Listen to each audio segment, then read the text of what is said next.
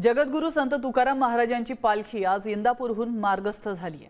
आजचा तुकोबांच्या पालखीचा मुक्काम हा मुख्य सराटी या ठिकाणी असून दुसरीकडे संत ज्ञानेश्वर महाराजांची पालखी बरड येथून निघाली।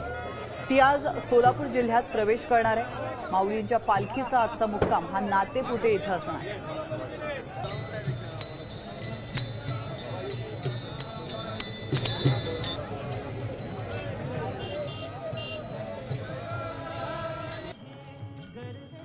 जगद्गुरू संत तुकाराम महाराजांची पालखी आज इंदापूरमधून मार्गस्थ झालेली आहे। एकूणच आपण पाहतोय की आजचा मुक्काम जो आहे तो सराटीमध्ये असणार आहे।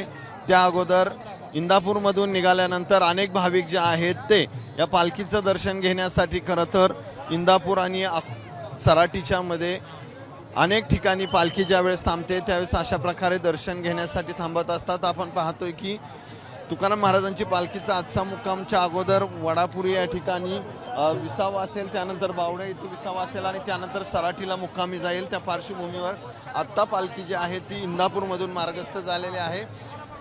अनेक भाविक जे आहेत ते मोठ्या संख्येने खरं तर वारकरी आणि भाविक त्या दर्शनासाठी या जगद्गुरू संत तुकाराम महाराजांच्या पालखीमध्ये येत असतात।